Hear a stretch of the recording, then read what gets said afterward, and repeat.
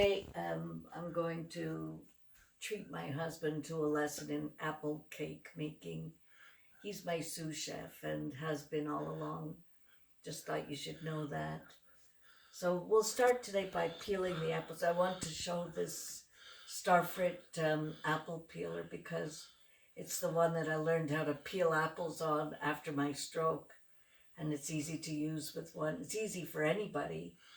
So let me just start by showing you how great this device is.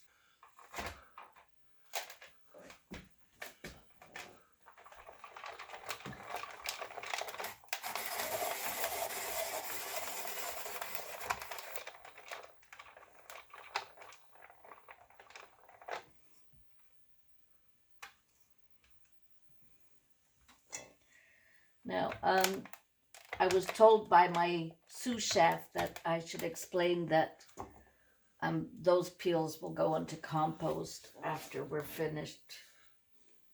But right now he's going to chop up the apple into apple cake sized pieces, say about 1-inch cubes or chunks.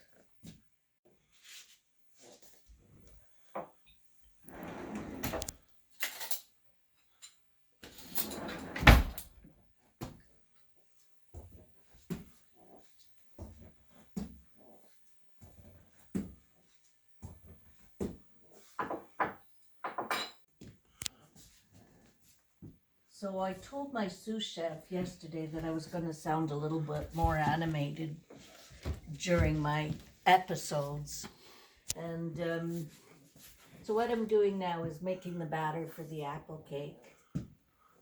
And I also would like to give a shout out to Hamilton Beach because they make pretty extraordinarily easy to use kitchen appliances.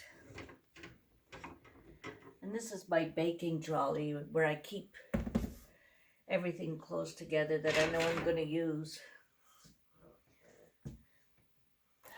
Now, this apple cake is a combination of two people's recipes.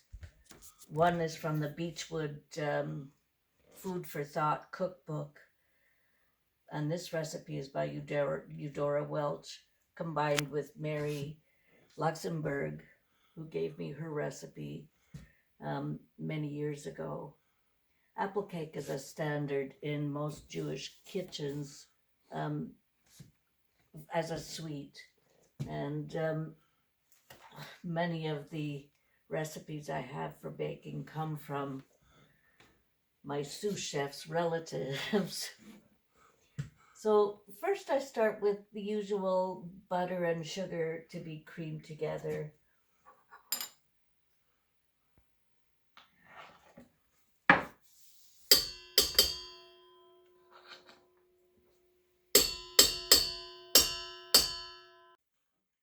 Okay, it's standard in most baking recipes to mix your wet ingredients together first and then add your dry ones afterwards.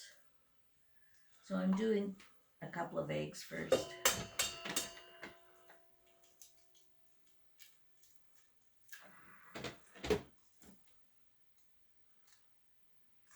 Now remember, of course, this is the Underhanded Chef episode number 2.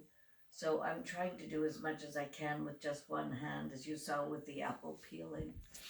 And now with the eggs and the butter and sugar going in together. This is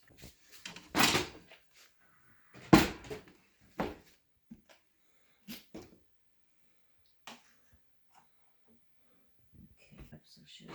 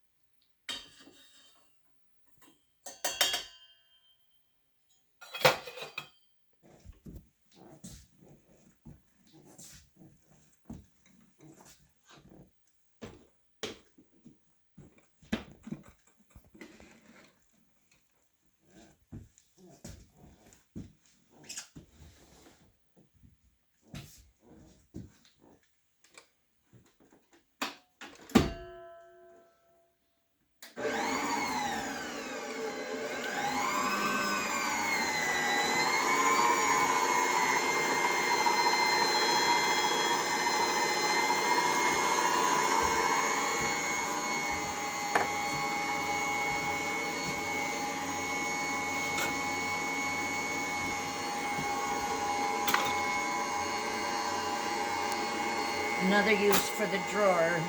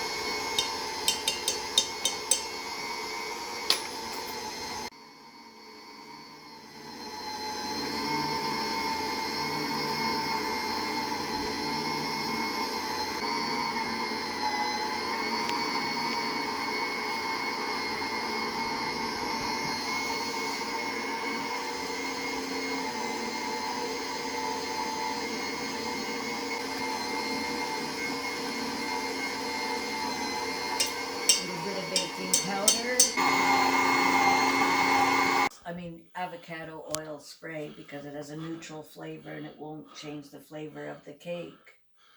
So I'm just going to spray the pan.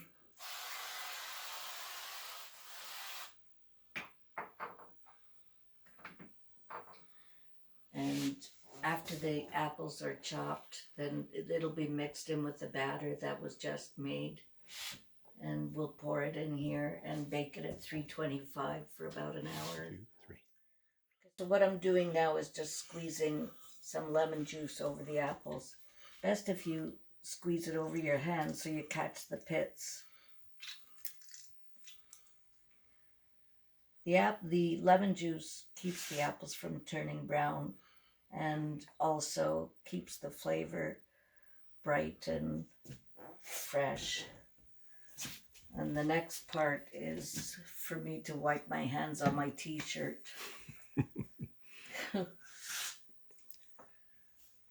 I'm just going to put cinnamon in. Note how I use the drawer. And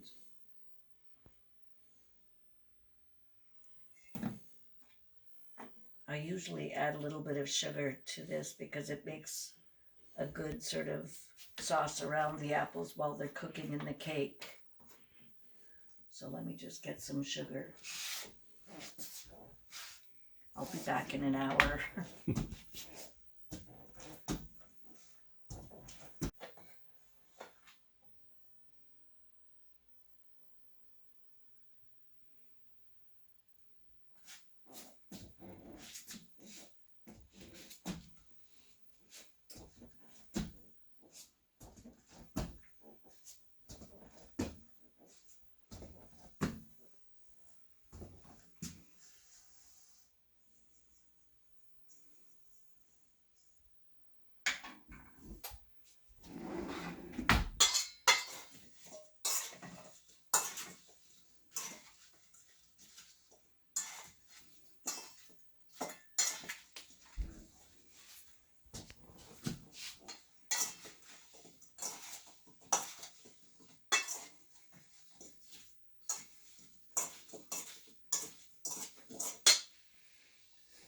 Okay, so now I'm going to add the apples to the batter.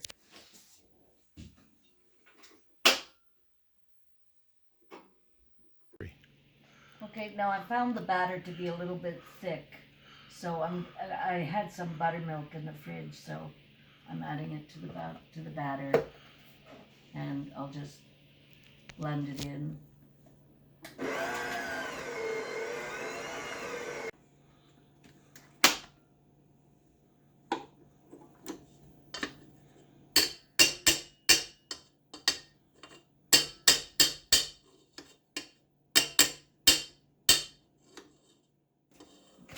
Oh.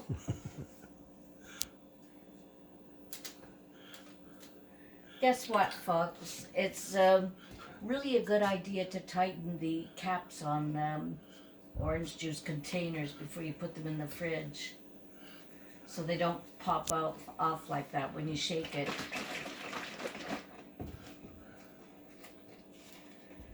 Now, one of the recipes I had called for a tablespoon of orange juice, and that should be about it. Now, I'm going to add the apples to this batter.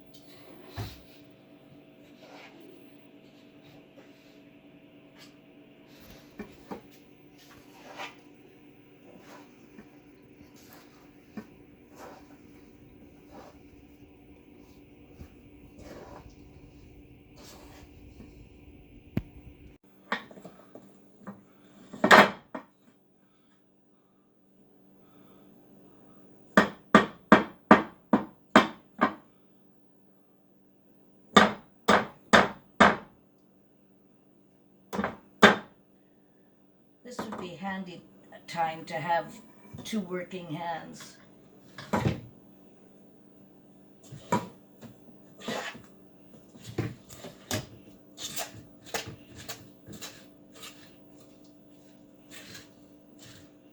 Pop this in the oven.